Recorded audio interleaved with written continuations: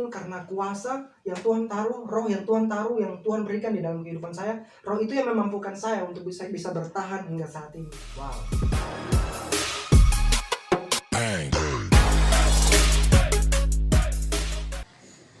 Oke, selamat siang semua. Selamat kembali kita berjumpa di dalam Rohani Itu Indah.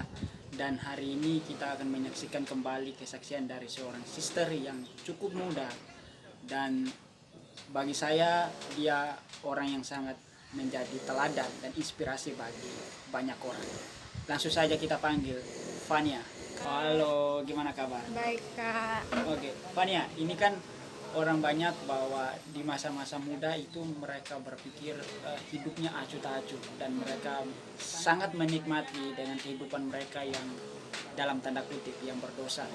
Nah, mungkin sedikit kau ceritakan, mungkin ada orang-orang yang berpikir bahwa susah mereka keluar dari masa lalu mereka yang sangat buruk dan mereka juga bahkan membenci diri mereka sendiri. Bisa kau ceritakan sedikit mengenai pengalaman hidupmu sebelum kamu bertobat dan percaya kepada Yesus? Jadi itu pas saya baru mulai mengenal lingkungan baru itu pas kelas 7. Kelas 7 SMP. Oke. Kelas 1 SMP. Itu di situ saya baru masuk lingkungan baru, itu kan namanya baru lulus SD itu masih. Iya, betul. Terus di situ saya bingung sama identitas saya sendiri. Ini saya sama temanku itu saya ngapain, saya kayak ini saya mau jadi apa ini nanti kayak di antara teman-temanku ini saya saya bingung, saya ini harus lakukan apa supaya saya bisa nyambung sama mereka nyambung sama mereka. Jadi terus mulai bertambah umur, naik ke kelas 8, saya itu paling parahnya itu pas kelas 8 saya lupa saya itu gimana, itu saya jadi saya kayak lupakan dirinya saya yang sebelumnya, saya yang mau mengenal Kristus. Pas SD itu kan saya mau jadi kayak penyanyi di gereja. Tapi maksudnya di masa kecil kau sudah bercita-cita mau pengen seperti singers di gereja? Iya, singers. Awalnya singers, terus saya lihat penyanyi-penyanyi di gereja itu kayak keren gitu, mereka bisa bawa orang di dalam Roh Kudus gitu. Terus naik kelas 8, tambah umur, saya kayak itu kayak saya nggak bakalan bisa begitu, sudah terlanjur begini. Ya udah. Kenapa berpikir begitu? Kenapa ada pikiran seperti itu? Kadang-kadang kayak kita yang anak muda begini kan gitu, kadang-kadang kita dikasih kayak disuruh sama orang tua itu kita harus begini, kita harus baik, kita harus kita sudah gereja, kita sudah masuk sekolah itu kita harus apa ya kan, dan kita hidup sekarang itu sudah mudah. Iya. Gitu. Jadi kita kayak sebagian muda kita merasa kayak beban itu, walaupun untuk orang tua sebenarnya bukan beban, tapi bagi kita tuh kayak beban. Jadi saya merasa kayak saya jadi beban baru, kayak saya merasa saya tidak mungkin lah bisa jadi singer gitu kan. Saya sudah parah sekali ini, apa yang saya bikin itu semua saya sudah tidak peduli gitu. Terus akhirnya pas naik ke kelas 9 saya mulai saya mulai sadar kayak ini sebenarnya selama ini saya hidup, saya bilang saya tidak bisa jadi singer, saya tidak bisa apa-apa, itu tidak ada gunanya kalau saya bilang terus begitu, saya bilang saya tidak bisa begini, saya tidak bisa begini, saya tidak bakalan bisa. Iya memang, tapi karena biasanya kalau kita orang-orang yang tidak mengerti kehidupan apa yang Tuhan berikan kepada kita, memang seperti itu. Biasanya kita berpikir bahwa kita tidak akan bisa melakukan itu. Tidak bisa. Jadi saya sekarang ada istilahnya kayak mental illness, kesehatan mental. Itu kan dulu pas kelas 9 saya rasa itu kalau misalnya saya bakalan lakukan apapun supaya bukan apapun sih, tapi kayak yang tingkat-tingkatnya itu kayak agak ekstrim itu supaya temanku bahagia. Oke. Jadi kalau misalnya temanku mau bilang saya jelek, saya tidak peduli, saya kayak ya memang saya begitu. Jadi saya percaya sama mereka, saya memang begitu. Iya. Sampai tertanam dalam hati. Di dalam hatimu bahwa kau seperti ini orangnya. Saya memang seperti ini. Jadi kalau orang misalnya bilang kau lebih bagus kalau tidak punya jerawat, kau lebih bagus kalau kau putih, kau lebih Iya, bagus iya, kalau iya, kau iya. begini. Saya jadi Iya, kayak, memang oh iya, biasanya begitu memang. iya, saya langsung merasa oh iya memang saya lebih bagus kayak begini. Iya, iya, iya. Terus saya mulai berpikir, di situ saya mulai berpikir, apa gunanya saya ada di dunia? Iya, iya, Saya iya. tidak minta dilahirkan. Iya, iya, iya. Saya ini tuntutan sekolah itu susah sekali. Saya Iya, mau iya, jadi iya, apa betul, nanti betul. begitu. Iya. Naik kelas 9 saya kayak merasa tidak berguna. Saya bilang tadi apa ini saya bikin tidak ada gunanya. Saya bilang begini tapi saya juga tidak tahu saya mau bikin apa. Wow, Begitu. wow. Jadi pas kelas 9 akhirnya saya bicara sama Sinta di gereja. Saya mulai dengar kayak dalam kehidupan itu memang banyak cobaan.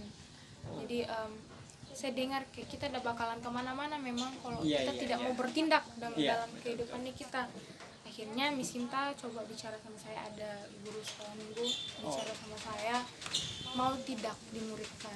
Nah di situ saya ingat berapa kali pasti dibahas di gereja, pasti kita Iya, semua pernah iya. dengar kalau kita mau berubah kita harus mau diajar, harus mau dimuridkan. Oke. Jadi saya saya mau dimuridkan, saya mau coba dulu. Iya, iya, Walaupun iya, kan iya. orang itu gak suka kalau Iya. saya dikasih begini harus Betul, begini, betul, begini. betul. Apalagi kan saya juga sering didengar dari orang tua kayak kok harus begini kan udah enak didengar. Iya, iya, iya. Cuman ya harus belajar terima karena dunia tidak berputar di kita, cuman di kita doang. Jadi Betul, betul. akhirnya saya coba dimuridkan sama Sinta one-to-one, saya coba ikut victory weekend. Walaupun kadang-kadang itu kayak malas ya, kayak malas Iya, iya. dengar itu, tapi kayak ikut aja pasti ada yang bermanfaat begitu. Akhirnya Sinta bantu saya, akhirnya saya sadar kayak sama ini saya itu wah parah banget parah sekali. Dan itu saya betul-betul saya merasa kasih Tuhan itu seindah apa itu pas victory weekend.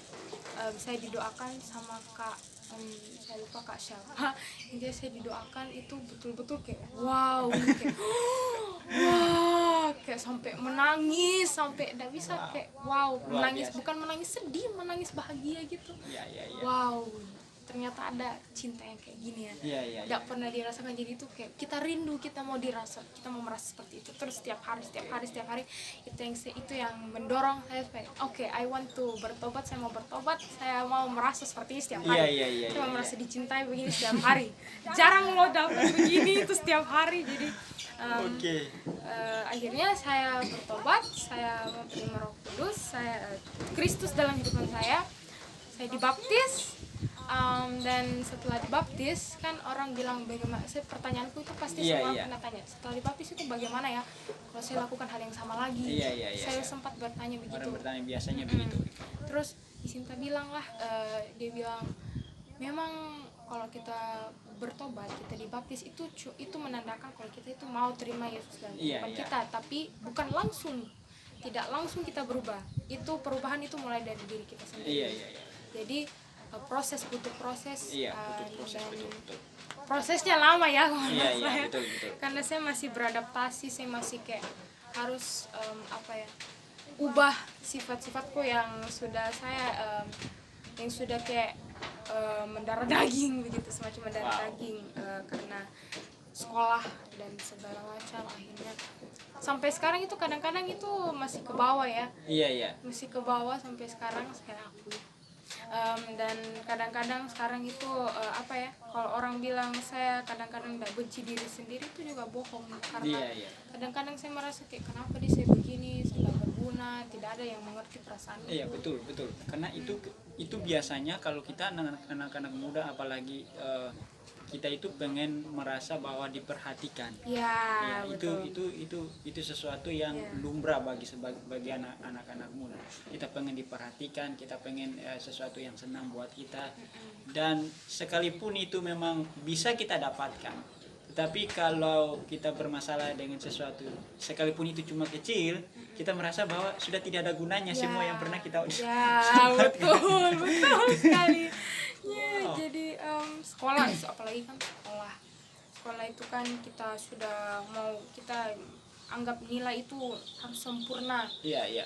Betul. supaya saya bisa masuk kuliah yang bagus, Iya, iya. supaya saya diakui sama guruku, saya itu anak pintar, mamaku, papaku itu raporku harus bagus, saya kayak gitu berpikir Iya, iya. gitu. Kalau nilai tidak bagus tidak ada guna saya ngapain saya begini, saya ndak kayak apa nih saya begini tuh. Jadi kadang-kadang gitu kalau belajar itu kan stres ya. Iya, iya.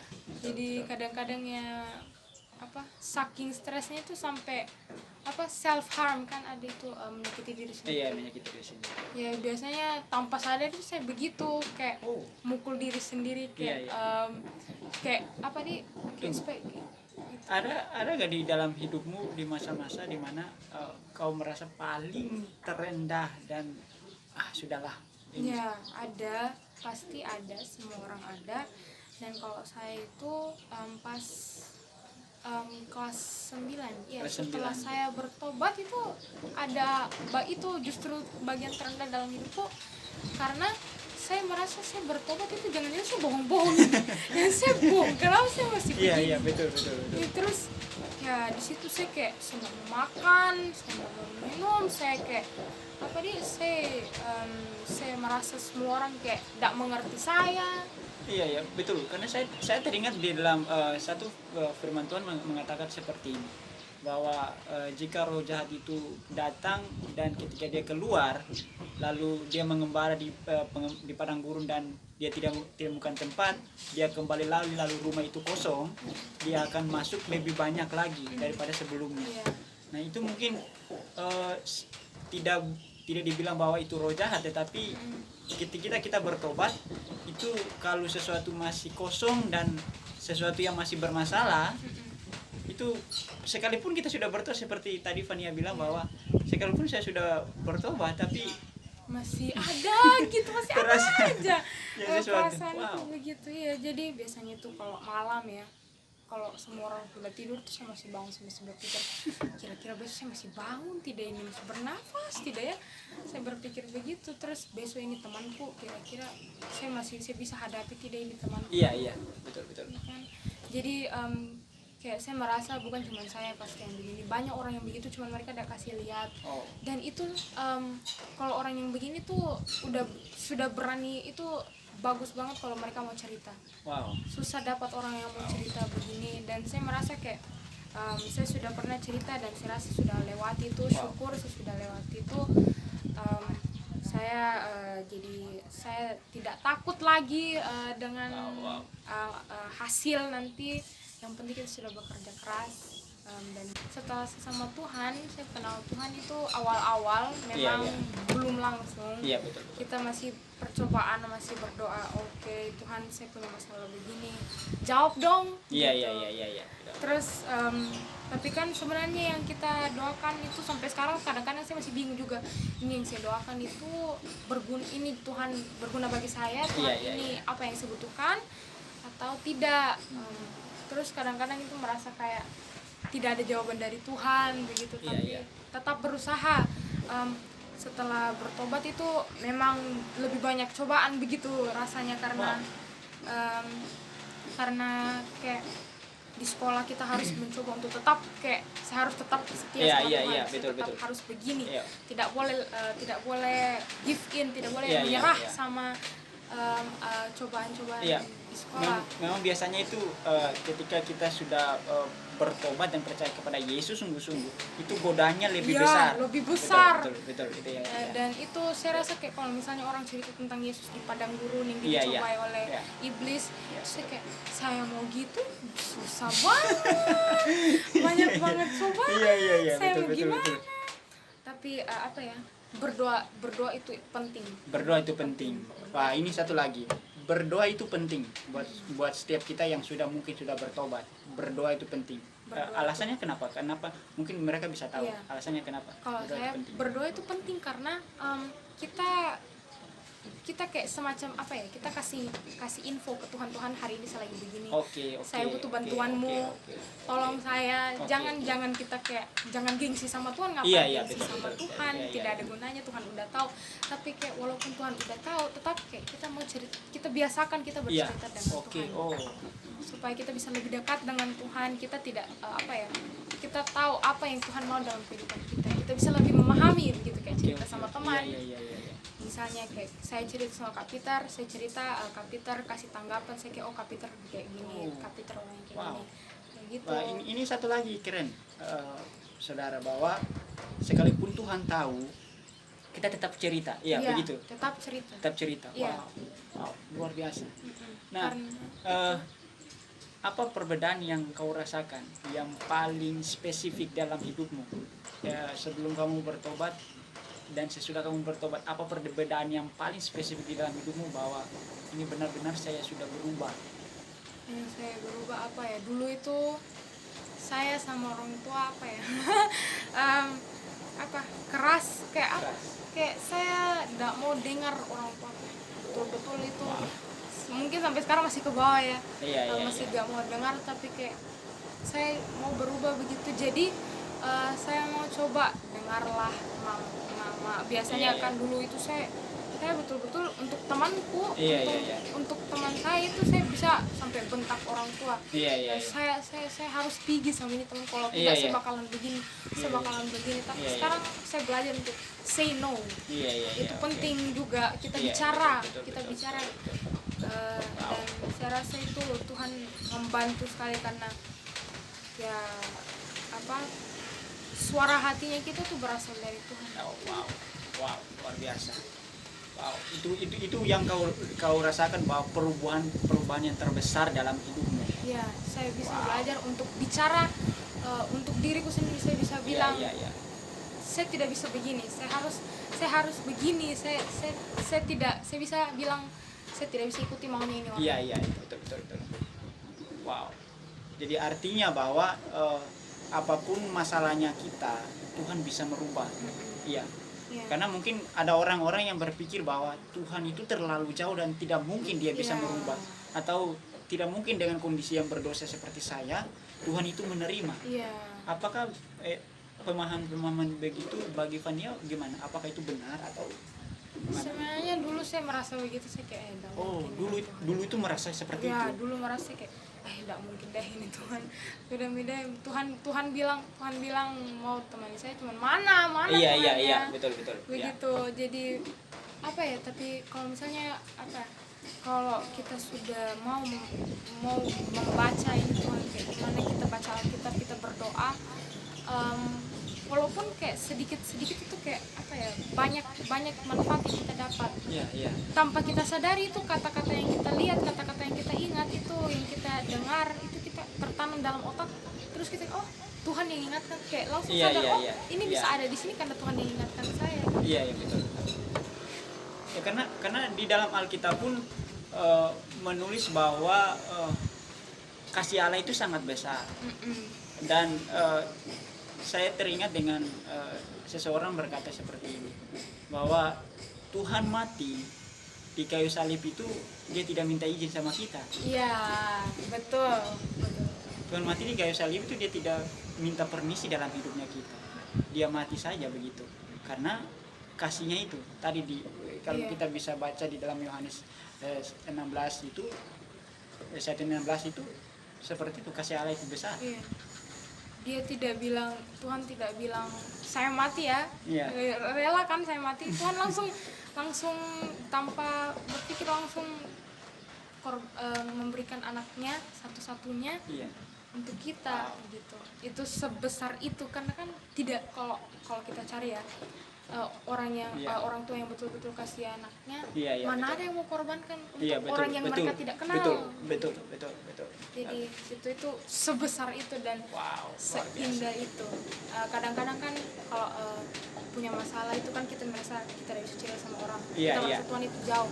Tapi satu kali kita bercerita sama Tuhan itu kayak bercerita sama teman yang dekat banget. Tapi maksudnya biasanya itu kan orang itu sangat dibilang semacam sulit untuk menerima bahwa Tuhan itu dekat. Bagaimana bisa kamu berpemahaman bahwa kalau kita bercerita dengan Tuhan itu seperti teman yang dekat? Kalau saya dulu saya semua ini yang saya bilang itu dulu saya pasti pernah berpikir juga berpikir yang sama, tapi saya kayak saya kayak Tuhan, saya tahu mungkin kau enggak dengar saya. Tapi saya cuma mau cerita, hari ini saya lagi begini. Saya butuh bantuanmu. kadang-kadang kan merasa kayak saya mau dipeluk sama Tuhan. Iya.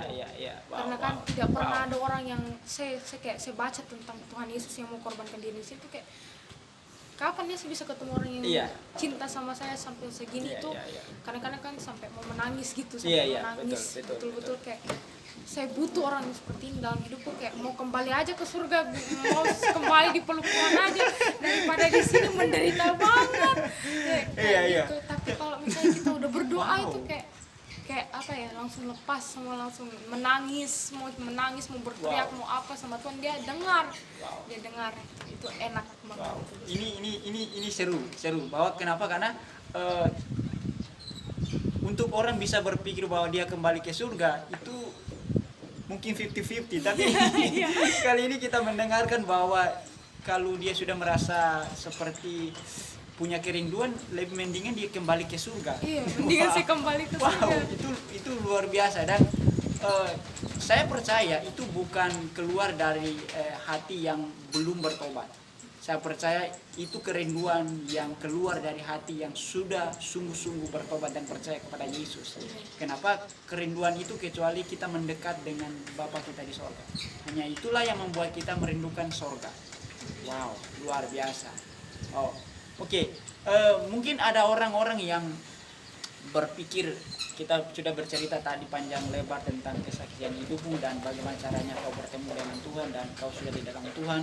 Nah, mungkin ada orang-orang yang mendengarkan ini dan mungkin hidup di dalam hidup mereka hampir sama dengan kisah hidupmu, dan juga mungkin lebih parah dari kisah hidupmu, atau mereka hari ini sedang mengalami masa-masa itu. Pesan saya jangan menyerah. Itu saya yang pas saya ngalamin begini, saya mau sekali dengar orang bilang itu, jangan menyerah. Jangan berpikir kalau kamu itu tidak berguna, jangan berpikir kamu itu sia-sia hidup, karena sebenarnya kamu ada di sini, Tuhan punya alasan gitu. Misalnya saya dulu saya mau jadi penyanyi, tiba-tiba mau jadi penyanyi, sekarang bisa jadi singer di gereja juga. Ada alasan kalian hidup, mungkin sekarang kalian tahu ya, memang butuh proses, tapi it's worth it kalau kalian masih mau bertahan sampai akhir, kalian mau cari Tuhan, kalian mau betul-betul berteriak sama Tuhan, Tuhan tolong saya, itu worth it banget, sangat berguna. Itu yang semangat begitulah yang pasti akan bikin kalian lebih maju, bisa lebih berkarya dalam hal itu. Wow, luar biasa. Saya ingat bahwa jangan menyerah. Pesannya Fania, jangan menyerah. Sekalipun dalam kondisi yang paling buruk mungkin kau menganggap hal itu. Kenapa? Karena Tuhan sudah mati buat setiap kita. Ya, mungkin kamu berpikir, saya tahu bahwa saudara berpikir mungkin saudara tidak layak di hadapan Tuhan. Tapi dengar baik, Tuhan mati, Tuhan tidak permisi kepada saudara. Tuhan sudah mati sebelum kamu masih dalam dosa. Caranya kita cuma datang kepada Dia karena Dia mau mendekat kepada kita. Mungkin saudara juga pernah mendengarkan pepatah ini bahwa Tuhan itu jauh. Tetapi saya memberitahu buat saudara, bagaimana kalau Tuhan yang jauh itu Dia datang mendekat, turun datang kepada kita dan mencari dan mengangkat kita ke tempatnya. Kamu temukan itu hanya di dalam Yesus. Dia adalah Tuhan, Dia adalah Raja, dan Dia turun membawa kita kepada tempatnya, kerajaannya. Dan terima kasih Fania sudah siang hari ini bersama-sama untuk kita berbincang-bincang. Sebelum kita tutup, izinkan saya untuk berdoa setiap kita siang hari ini. Tuhan Yesus, terima kasih buat setiap mereka yang mendengarkan siang hari ini. Biarlah anugerah kasih karunia-Mu turun di dalam hidup mereka yang menonton siang hari ini. Saya percaya bahwa Engkau Allah yang mengasihi mereka yang berdosa. Kami tahu kami dulu juga sama seperti mereka yang mendengarkan siang hari ini. Kami percaya bahwa karena kasih karunia-Mu kami diselamatkan. Karena oleh anugerah-Mu kami diampuni. Untuk itu Tuhan, biarlah setiap mereka yang mendengarkan siang hari ini, biarlah anugerah dan kasih karunia-Mu bekerja dalam hati mereka sehingga mereka sungguh-sungguh mau datang di hadapan-Mu dan mau menyerahkan hidup mereka kepada Engkau, Yesus Tuhan. Sebab saya percaya satu-satunya jawaban bagi masalah mereka, jawaban satu-satunya dalam problematika mereka adalah Injil Yesus Kristus. Engkau Tuhan yang dapat merubah segala kondisi yang tidak mungkin bagi kami merubah. Tetapi kami percaya bahwa Allah yang besar dapat merubah setiap hidup kami yang rumit sekalipun. Kami bersyukur, kami percaya bahwa firman-Mu berkuasa dan dapat merubah hidup kami. Di dalam nama Yesus Tuhan yang hidup. Amin.